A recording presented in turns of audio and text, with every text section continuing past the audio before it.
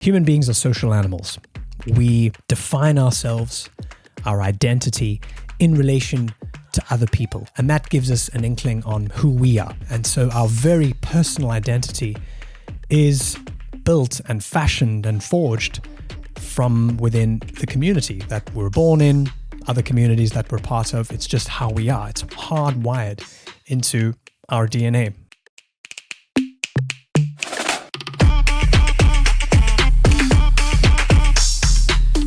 Hey, welcome back to the Humble Mind podcast. Great to have you with us. It's Alex here. And today we're going to have a little bit of a departure from our usual community podcast format, where we're going to look at a couple of topics like this in future episodes as well that are close to my heart and that I feel that need some more light shed on them. And the first one is going to be talking about community building, why the world needs communities more than ever, why we're in a golden age of community building at the moment. And if you're a business owner, if you're an entrepreneur, if you're a founder, if you're just a human being, which I hope you are, then I'm going to share a couple of things today that's going to give you a flavor for how to approach building or leveling up your own community. We're going to talk a bit about that today. We're going to talk about the drivers of successful communities. What are those ingredients that create an unforgettable experience that people want to stay and want to be part of? And also some tips and some ideas on how to start. What are some of those practical starting points? At the same time, this is just going to be a flavor for the knowledge and the kind of the area of community building, because in May 2025, we're going to be hosting our very first Community Builders Bootcamp. So every Wednesday in May, we're going to get together as a cohort of people. Humble Mind members will be there. Lots of different people from around the world will be there. And I'm really hoping that you can join us for 4 weeks in which we're going to have a boot camp, and we're going to be running through absolutely everything you need to know to start or to enhance your community, to get you on the community building journey. We're going to be talking about templates. We're going to be talking about frameworks and mindsets and tools, and really everything you need to know about building a community. So I hope you're going to join us on the bootcamp. Check it out at bootcamp.humblemind.co. And if you check out the link in the show notes, I'm happy to give you a 10% discount on joining us. So check that out. So I'd like to get into the future of community building and where that's going. And we'll certainly cover more of that in the bootcamp. But it's really good to start at the kind of the human level of why we need community, and why I'll argue we need community more than ever. And hopefully this is going to give you a starting point for how to build your own one and give you some inspiration for how to do that. So to kick off, we start with the root of it, which is the truth, which is human beings are social animals. We define ourselves, our identity, in relation to other people, in relation to what other people are doing, how they're acting, what they're saying, how they're behaving. And that gives us an inkling on who we are. Right. And so our very personal identity is built and fashioned and forged from within the community that we're born in, other communities that we're part of. It's just how we are. It's hardwired into our DNA. It's who we are. We're mammals. We need others. We need connection with others. And that connection is not just because we want to hang around with other people, but it serves a fundamental need that we all have, which is that we develop meaning from connection. We connect with other people because we work, we exist, we play, we grow, we experiment, we celebrate, we commiserate with other people. We do that as a shared experience. And when we share that experience, we are able to get a sense of meaning from it. It means something to us. So community and doing things in community is so fundamental to our life experience. It's what we do. It's how we operate without even thinking or noticing. And that community becomes a kind of an energy structure, a source of human energy.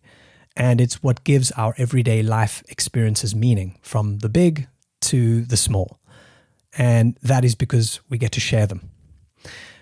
So the other sort of aspect to think about when it comes to us being social animals is that we really detest and we can't stand being alone, or at least being alone for very long. We don't tolerate isolation very well. And I happen to think that is the reason why that is because when we're alone, it's harder to make meaning. It's harder to make sense of the world around us when we don't have a sounding board, when we don't have support, when we don't have someone to listen to us try and make sense of the world. So when we can look at things with a sense of understanding and familiarity, we can make sense of it. And that is so much easier to do when we have people around us to help us to do that. And that's why isolation, being alone, is so intolerable for us, especially, in large amounts of it. Now, I'm sure there's some exceptions. Maybe there's some introverts listening, and that's fine. And perhaps you'd think differently. But at the same time, we all, at some point in our lives, rely on others. We rely on the input and the support, and sometimes even the challenge of other people to help us to realize who we are or realize who we need to become. And that's why communities have such an important role in shaping us, in shaping our identity. Now, that's been the case for all time, right? We're mammals, we're human beings, we've roamed on this earth for millions of years. We evolved from, our ancestors who used to roam around the lands. And, community and tribes and being in tight-knit groups is just something that's wired into us.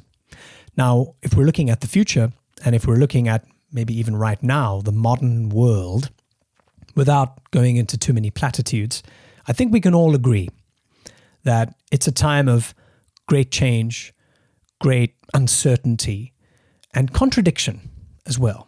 And when all of those sort of ingredients converge, it gives us a bit of a muddled picture of the world in front of us and what we're supposed to do about that and how we're supposed to interact and participate in that world, when it seems like there's less and less sense that we can make from it. There's less and less satisfaction that we can get from participating in a world that is just full of contradiction.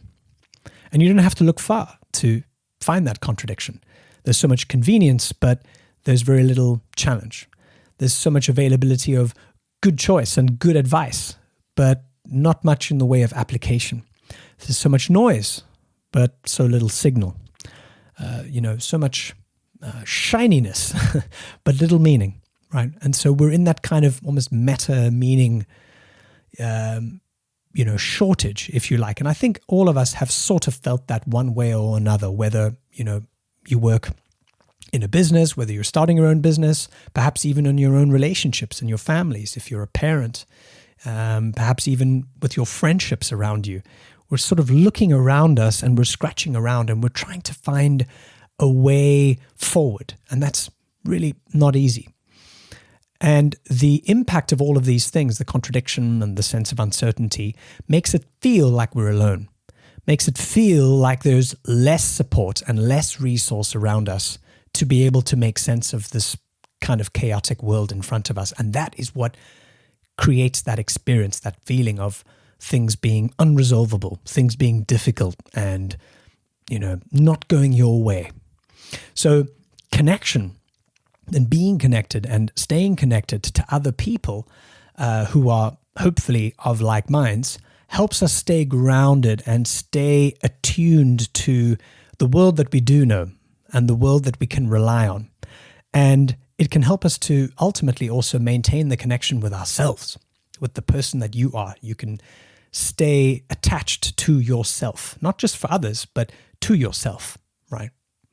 So we're in this sort of situation where we're not just alienated, often from our peers, but sometimes even from ourselves, And this is true certainly for, in the work that Humble Mind does with businesses and organizations when we develop and activate communities and community experiences and learning. This is really true for a lot of teams and team members who work remotely, where there's a hybrid model and you might never get to meet the people you work with. And so it's this, once again, this weird contradiction where, you spend 8 or 9 hours a day with some of these people, but you never get to meet them. And so it feels like we've got to change the picture a little bit. And this is why I think, once again, it returns back to this general idea of connection, of maintaining the bonds with the people who are like us and finding new ways to excite that interaction, to make those interactions stronger. Because if I can feel the level of support and resource and opportunity around me with other people, I can maintain that same kind of positive feedback loop with the relationship with myself, right? And if you think about the word community for a moment, unity, Latin for or con, which is with, and then unity, right? So community means with one. It is the sum of the parts. It is the sort of the strength of the whole. Now, I'm going into all this. You'll notice I'm getting quite deep here, because understanding these sort of very powerful psychological dynamics and drivers is really key to understanding the value of community. And that value comes through the experience of feeling safe, the opportunity to connect with others, and ultimately helps us to feel like we're not alone. That whatever challenge you're facing, whatever trouble you might be in, whatever confusion you might be feeling, you're not alone. And there's a way to overcome it. There's a way to learn from someone else's experience. There's a way to pick up a new tool. There's a way to improve what you can do. There's a way to pick up a new ability, whatever that might be. And that is so much more easy to do when you're in the context of others, when you're in the context of a community where you can feel safe and you can feel connected again.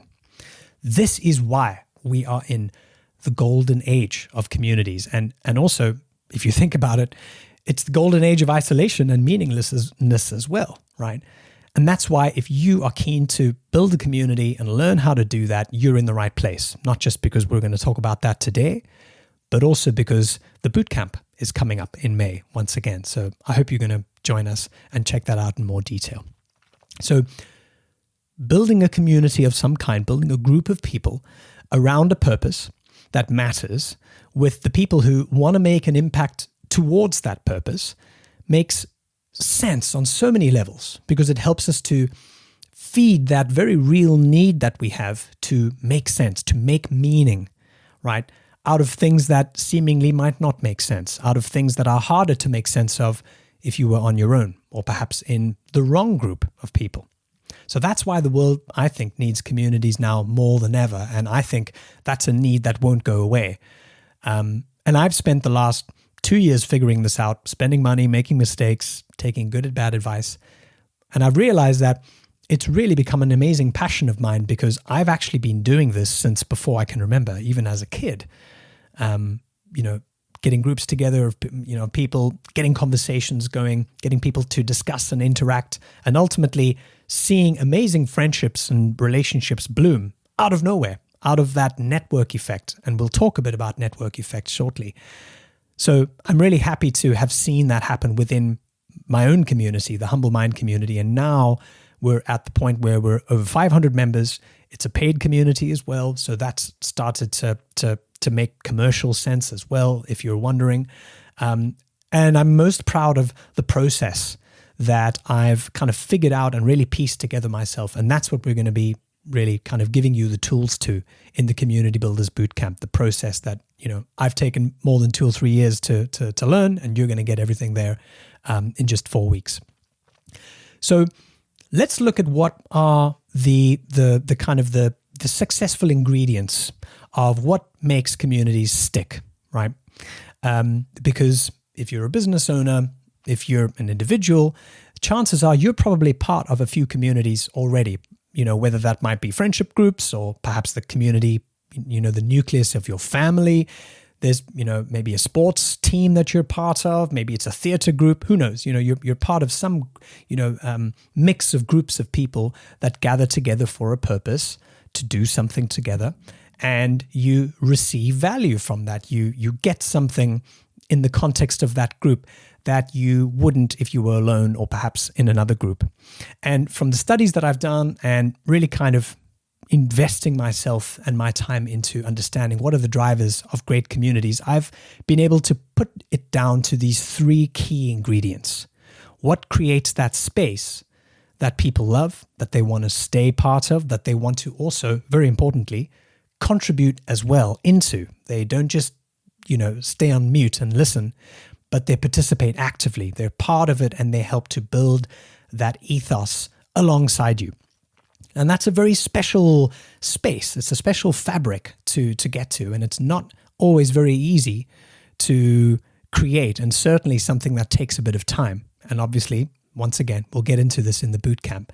But it's important to understand some of the root kind of ingredients of, more often than not, what makes a great community. And the first one is the sense of safety and support. So I mean this in a specific sense as well. When I think of safety and support in a community, in a group of people, this for me means that I've got the freedom and the ability to test new ideas, to think differently, and maybe even to say stupid things or to push the boundaries slightly without the fear of being ejected or losing my place in the tribe. So that is the kind of the tension, if you like, the balance. And it's a careful balance between being able to get the right people in the room. And this is something that I call people curation, which we'll get into, so that there's enough fresh air of different topics, different tools that are being brought through, different energies that can be coming through the front door with the norms and the ethos that you want to protect and to uphold. So basically that container really is there for you to feel safe so that you can be vulnerable. The big V word, right? Vulnerable, to be your real self. That's what vulnerable really means, to be you. And at least that's how I define it. It doesn't mean breaking down and crying in the corner. It doesn't mean what I think a lot of the time people equate vulnerability with being weak, and such a strong word that really kind of shoots right down through the body, doesn't it? But it really isn't any of those things. At least not permanently. Vulnerability for me means that I can be real and I can be honest about the needs that I have. So if there is a space and a group of people where I feel that I'm accepted and I can feel safe enough to do that, and I can be myself without being rejected or penalized or the threat of isolation, being kicked out, that is an essential ingredient for your community to be able to present that vibe, to be able to embody that ethos, that you're welcome here.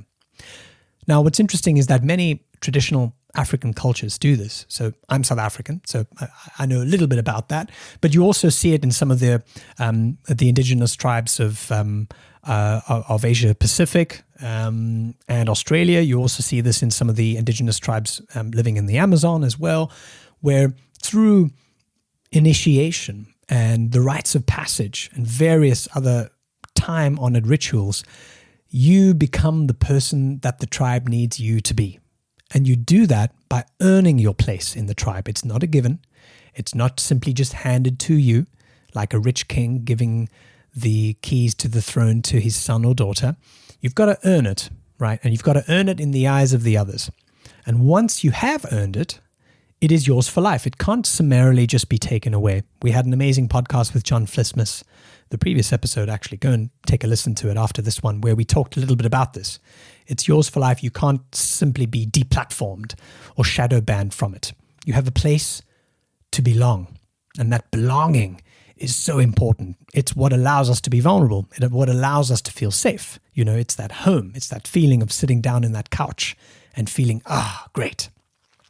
And this is why we really are in the golden age of kind of, or rather a kind of a renaissance of communities, because that is something that I think that we've really lost in modern life. We're afraid to speak our minds. We're afraid to be vulnerable. We're afraid to be who we really are in the public square because we don't feel safe to do that. So your community needs to be able to present the feeling, the vibe, and there's various different ways to do this, but the feeling that someone can say, I can belong, I can be safe here, I can be me here. And that's critical. The second ingredient in a great community experience is providing the opportunity for self-improvement. Now, one of our innate sort of human desires, very similar to, how we are social animals, is that we think aspirationally. We look to the future because we can conceive of the future. We've got, very developed brains. And so that, we can see ourselves, we can reflect on a future version of ourselves that is better than the way we are right now. There is some kind of version that allows us to dream of the steps of getting there, right? The ability to improve who we are today in the future. So your community, whether it's its purpose, whether it's the content or the discussions you talk about, the things that you do, should really be focused on offering a unique or exclusive access to an idea or to resources, tools, or methods to help to gain new knowledge or gain the support that's needed or abilities that you might need so that you can meet the world in the fuller sense of who you are, right? It's got to give me the tools so that I can improve my life in some way. It doesn't always have to be giant life-changing ways. Often the smallest ways can make the biggest impacts. But some level of self-improvement as an opportunity, as an invitation for your members is absolutely key, because we all want to get better, right? It's, as I said, deeply ingrained in us. We aspire, we dream, we have a mission. And that almost always has something to do with being able to conquer a fear or to master an ability, to have knowledge of something in the future. Your future self inspires you as the present self. And at the same time, we also feed off the energy of others who are on a similar mission, who we can see are on a similar path alongside us, which is why that self-improvement energy is contagious. It's multiplied when we can harness it in a collective. It's unbelievably powerful, inspirational, beautiful stuff that I've seen take root in the Humble Mind community and also a couple of other communities that I'm part of and that I've had the pleasure of seeing over the last few years. And it is such a strong driver of what makes people firstly curious and interested in checking it out, but certainly it is a massive thing that's responsible for keeping the people there, for allowing them to feel like they can belong, because it's offering value, and it's offering value at that deepest level, allowing me to become the human being I really want to become, allowing me an opportunity to get better, to improve. So this is also a really big reason why community building as a business application, as a tool in the business world, has really picked up lately, because when we can offer people the facility to connect with others, to have conversations that matter, for them to not feel like they're alone in the challenges that they face, as well as focusing on learning and improvement and picking up the kinds of skills and knowledge and insights that they need to do better business, to be better professionals, to think more clearly about the future of their roles and their companies. This really, once again, puts us in that golden age. And that's also why I think that community building is such a strategic part of the future of business, because we can be training and enabling people with the knowledge and the power and the skills and the confidence they need much more quickly and effectively in the context of others. So if you want to check out a bit more about what we do there, I call it social learning. Check out communitydesign.humblemind.co for more. It's really exciting, but really the root of what I'm saying here, the opportunity for self-improvement in the context of others, is a key driver. It just is. When I'm better, I can show up and I can make it show up, and I can apply what I've learned, and I can make an impact on the things that I care about, and I can help the people I care about. That's it. If you can hone in on that ethos, people will come and they will stay. The third element to a great community, and why people stay for great communities that can master this, is an interesting one. It kind of ensures the other two, and that's also why it's almost the most important, is accountability. We all need coaches. We all need support, because we can't get there alone, right? We hate being alone. But we also, when it comes to big goals, big dreams that we have, big, complex, ambitious tasks that we have in front of us, that we set for ourselves, it's difficult to make it all the way there without support. And support comes in different forms. And I'm going to get into that in a moment. But there's a beautiful, once again, going back to Africa, a beautiful proverb that says, when you want to go fast, you go alone. But if you want to go far, you've got to go together. And it's true. We need others to help to inspire us to be our best. But we also need others to pick us up when we're feeling our worst. And that's key, right? We're not always at 100% brimming with all the great ideas and the creativity and the potential. Sometimes you're having a shit day. Sometimes you're having a shit year, right? And that's why we work with, think about the example of a personal trainer, right? We don't work with personal trainers because we don't know the reps or how to hold the position or, how to maintain the posture in the exercise. No, we need them because we need someone to drill us and to get us out of the bed and say, wake the fuck up. It's time to get the day rolling, right? We need to be accountable to someone else because not all of us are born with this, with the same level of willpower that, perhaps other people are, where they can, just be self-starters. You need to be accountable to someone else if you can't be accountable to yourself. And that is such an important role that a tribe or a community can offer us, especially in the modern world.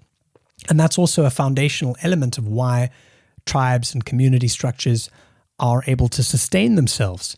They are able to support each other at the individual role to help accomplish bigger goals.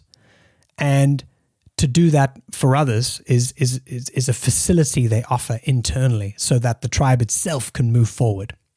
Now, the beauty of this, the beauty of accountability is not just that you can get things done, but that it has the incredible effect of building trust, right? And how do we do that? Well, I'm inspired by something I heard Simon Sinek say last year, which was that we don't build trust by offering to help someone. We actually build trust a lot faster and a lot more effectively when we're asking for help, right? Think about that. If you're asking someone for help, it means that you are feeling safe enough to be vulnerable so that you can be honest about your needs and that you are seeking a sense of self-improvement through the help that you now know and that you've realized you now need. I need this help. Can you help me? Think about the trust that you are then bestowing on someone else, that person you're asking to help you, who now has the awesome responsibility and even the privilege to help you in some way, to get you to where you need to go. And part of that is offering their role to you for you to be accountable to them, right? So that their impact on you is their ability to see how you progress, right? Your progress is not dependent on them, but your progress is still dependent on you, but you are accountable to them. You are making sure that in some way you're going to make that known. You're going to show up. You're going to have that hard conversation with your boss. You're going to speak to your wife. You're going to start that new business. You're going to launch that product, and someone is going to check in and say, "Hey, did you do that? Did you do what you said you would do? Because you told me it's important to you and you asked me for help. And this is what help looks like. Are you going to do what you're going to say? Are you going to do what you said? And if not, why not?" Right? And this is what's interesting about community and the role of support and the role of mentors in particular, which is also often a great addition, the ability to offer mentoring and coaching in a community, is that sometimes support looks like challenge. Support isn't just always providing you a tissue and saying there, but rather it's calling you on your bullshit, right? Because if someone can call you out and to hold you accountable and say, "Hey, I thought you said you were going to do this. Why haven't you done it? You told me it was important. Are you going to do it? If not, okay, let's find a different way. Let's support you to do that." But sometimes initially that looks like challenge, and it shows that they care. And that's what builds trust between your members. So all of these things, once again, I'm going really deep here, but it's really important to understand the depth of what holds people together, the dynamics between human beings, what we want as individuals, what we want as a group. And if we're choosing to participate and to be active in a group, we need to have certain psychological needs met. We need to feel safe. We need to feel like we can belong. We need to feel like it's a place that opens up our potential and allows us the opportunity to improve and to learn. And we also need to feel like it's a place where we can build trust, not only by offering help and offering to help other people, but also by taking help and staying accountable to others for our own progress. And the beauty of it is that when you're accountable to someone else can be accountable to you. It really works as a beautiful loop. There's various different ways to do that and to facilitate that. We'll talk about that in the boot camp for sure. But successful communities can nail these three elements. Doesn't matter how big they are, how ambitious they are, what they focus on, but these are the things that matter. Now, once again, you'll notice I'm kind of really getting into the real details here, because that's what we're doing. We're building a community here. We're not just building a Facebook page with some link and some stupid tool, right? We're talking about the very serious and very powerful dynamics of human relationships. And you've got to understand what drives them, what influences behavior. Because if you're like me and you're interested in building a community to not just grow your business, but you want to make an impact, you want to help people get better, right? You want to offer them the space for them to get to know a little more intimately who they are, and that they're welcome, and that their progress is your progress. That's also why it's really important to distinguish between an audience and a community. They're not the same thing. Neither is bad or good or better. They're just different. And it's really good to understand the kind of the core differences between having an audience and having a community. An audience listens to you. They experience a one-way interaction. I don't mean one way in a bad way. That's just what it is, right? I'm consuming your articles. I'm looking at your newsletter. I'm watching your videos, and that's it. A community interacts with each other independently of you. Maybe they're there initially because of you as a community leader, but they're there because they're having the opportunity to connect with other people who are like them around you. And that's what creates that container space, that invisible sort of force field that wraps around a community, makes it feel like it can belong, like you can belong. And that's also the beauty of a community as a hub for creativity and curiosity and problem solving, because when you get your members to interact with each other and when they can, network authentically, that's something else we'll talk about in the bootcamp, then it provides them with the opportunity to co-create, to develop new things, to create new value that didn't exist there before, rather than just consuming content, right? So there's different layers and there's differences to looking at a community, at an audience. So whatever you do before you make the leap into this, just be aware of what you're doing and what you need. Like I said, neither one is good or bad. It's just different. So let's look briefly at how you start a new community. How do you begin, right? Now, obviously, the bootcamp is where you need to be if you want to look at all of the kind of the real full picture of the tools, the resources, the processes, and everything else that I've put in place to launch and to grow a successful community. And I'd love to share that with you. But I'm going to give you a little bit of a flavor for what those 4 things are. And there are 4 things. There, I gave it away. There are 4 things, and there are 4 questions. And I'm going to get into that now. But when you start a community, I want you to begin by thinking big and starting small. The problem with a lot of communities, or when community builders start out with the intention of building a community, is that they try and scale something before there's enough deep, substantial engagement, but they don't think big enough about the mission that they're on or the purpose that they're trying to fulfill. And so they run out of steam. And so it kind of ends up, the candle burns itself out at both ends in that way. Humble Mind's own community started out with a small group of people. I think we were about 12 or 13 in the beginning, and it stayed pretty sort of linear in terms of growth for a little while.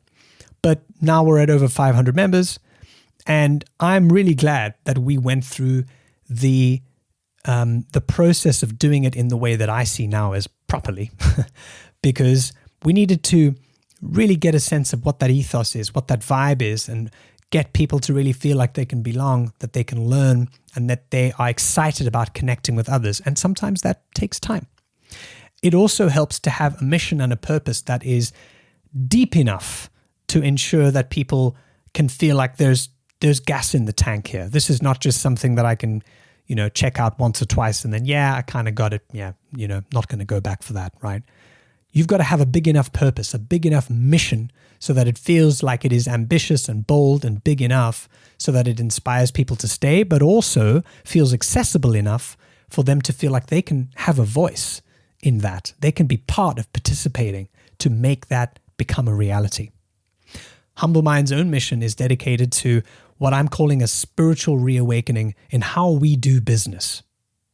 So we're here to empower personal purpose, professional wellness, and organizational imagination. How we do that is through our community, through our events, through our content, through all of the different channels that flow outward from there. But the essence and the purpose is there and it's set. So in the bootcamp, I'll give you a couple of ways on how to think and to create your own mission and your purpose, if that's still something you're thinking about.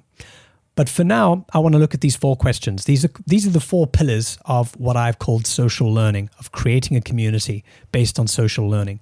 And they're best thought of in 4 key questions.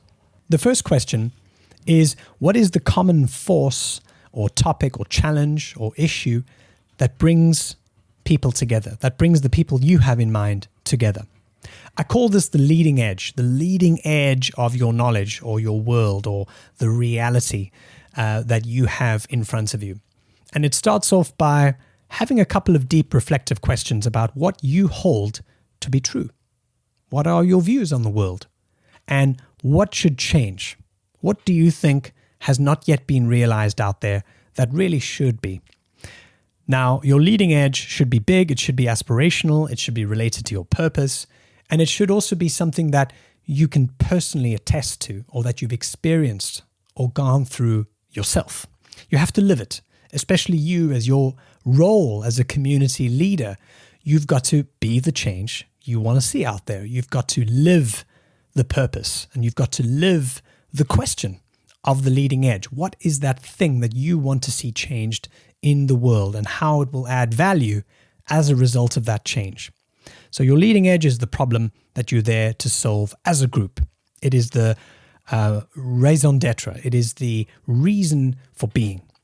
And it is the reason why your community chooses to spend time together. So dig into what that leading edge could be.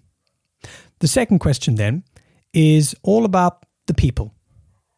When you're thinking about that leading edge, when you're thinking about that topic, that challenge, that difficult problem that is needing a solution, who would you envision is in the room there with you? And what is the level of interaction and the caliber of the thinking, the caliber of discussion, the level of conversation that is present? Now, this is what I call people curation, curating the right amount and the right level of people who are there in the room so that not only they can feed into that purpose, they can contribute positively to helping to solve that problem or to contribute to that leading edge, but they're also there for each other. They're also there because there's value in hanging around the same people, right? And hanging around people who might have different perspectives, but at the same level of curiosity and the same level of energy that share, a common bond, a common reason for being there. Now, this is also the other side of what I said when I said, we've got to start small. You've got to think big, but start small. And so what I say to people when we're building communities is that who are the first 4 to 10 people who you would imagine forming part of that inner circle, that first layer, that first foundation layer that would be part of that conversation? Who are those people? You might even be able to, if you've got a pen and paper handy, or perhaps you've got your phone and you can check through your WhatsApp contacts, some of the more recent conversations, you can check into it and probably quite quickly, within a minute, think about 4 to 10 people who you would want in the room. The beauty of doing this is that it keeps the initial interaction small. It keeps expectations at bay, especially when you're starting out. And it also keeps the level of interaction at the highest, at the level that it needs to be. Because the things that you're going to be doing together, the activity, the conversations you're going to be having need to offer value. And the only way that really happens in a group setting is by ensuring that the individuals are all there for the right reasons. Now, there's different ways to do this. You can interview them. There's different ways to screen for them, which we'll get into in the bootcamp. But think about yourself as a museum curator, right? You're curating the different pieces. You're architecting out what this prototype community looks like. And it starts by getting the first 4 to 10 people in the room and the right 4 to 10 people in the room. Don't go crazy and start making lists of 50, 60, 100 people. I've seen amazing communities kick off and they stay for years, 50, 60 people, and they never grow beyond that size. Remember, you're not creating a Facebook page here. The size of your community does not really matter. Sometimes it can, depending on your purpose, but almost always you can never go wrong by first focusing on having the first 4 to 10 people in the room and designing your experience around them, making sure that those foundational people are there and they want to stay and you understand why they're staying. The third question then is, what are you going to do once you have these people in the room? Now, communities are all about activity. They're all about rhythms and rituals, right? How often are you going to be gathering? What is the thing that you'll be doing? How long for? Do you focus on live events? Will you focus on deep discussions? Will you focus on sharing content? What are the engagement rhythms that feel natural? This requires some experimentation. It requires feedback and getting that feedback. It requires a bit of creativity too. And it requires probably for you as a community leader, the ability to step out of your comfort zone a little bit and to try new things. But you are there to set the intention and to set the rhythm for what you as a group will be doing, the activities that you will be sharing and doing together. Humble Mind, for example, focuses a lot on live workshops, live events, and content. So that is the kind of the mechanism, the vehicle of how we deliver on that mission and how we get people to participate, to be part of it. So I love the word ritual here.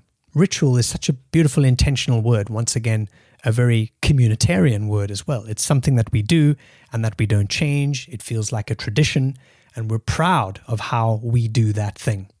And that's then what also, once you've thought about this and defined what some of those rituals are and what it's like to perform those rituals together, it becomes a vibe. It becomes an ethos. It becomes a culture that you share, and it's something that people stay for because it's something that they get nowhere else. And that's why they matter. So think about the rhythms and the rituals of what your activities look like as a group, as a community of those couple of people you kick off with.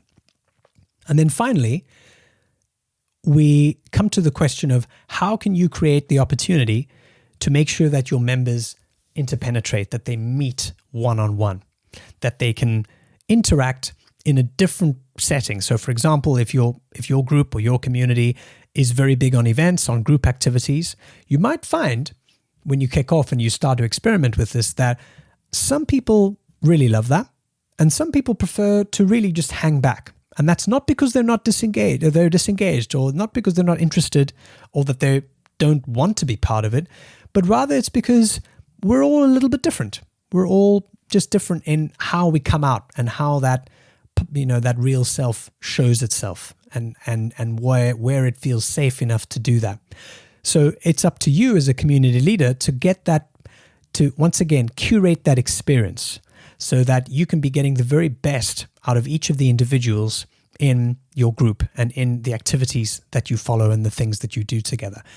A lot of the time that might be, serving the people that are happy to interact and to be part of it in a group, in a public setting, but sometimes others require a one-on-one setting. Now, that's one of the things that I found out last year, actually, in the Humble Mind community. I ran a poll, and the number one thing that everyone came back with for feedback was we want to meet each other. We want to have the opportunity to meet one-on-one where it's outside of the usual event format, and we can just talk, and we can get to know each other. We can network.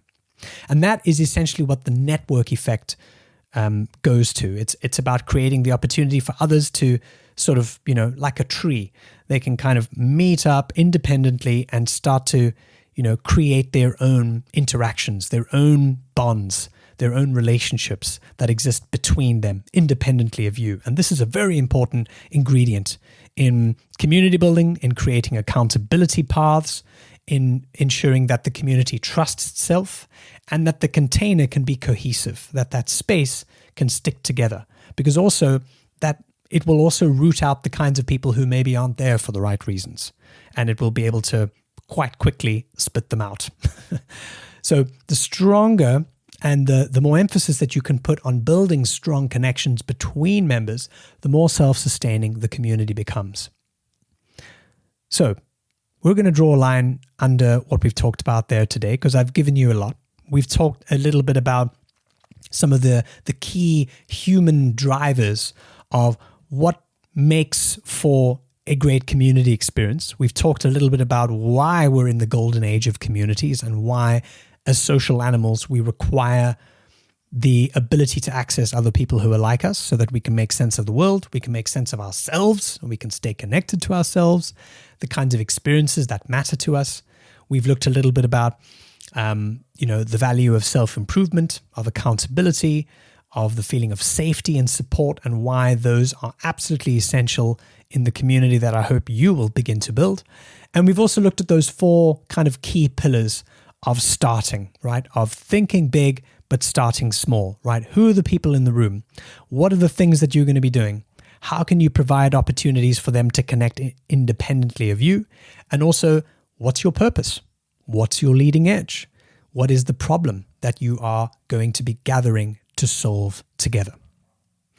I really hope that this has given you a great flavor for not just the Humble Mind community, which you're welcome to check out. If you're not part of yet, please check us out at join.humblemind.co, but also what we're going to be doing in the bootcamp. And we're going to be going into so much more detail. We're going to be talking about how to design your community experience, your actual environment online, the platform, the container itself.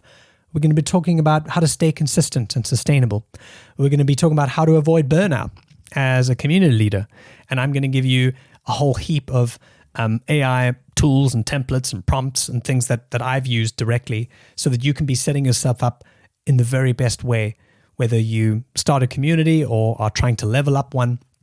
I've also got a very special surprise at the end of it as well, where we're actually going to help you take the next step in activating and hosting your community. I'm very excited about that. But you've got to join the bootcamp. So make sure you check it out. Make sure you use the link below if you're keen to do this and to apply, where we're gonna get you involved in the cohort. So check out bootcamp.humblemind.co. I hope that you've enjoyed the episode, and I'll see you again here soon. Take care.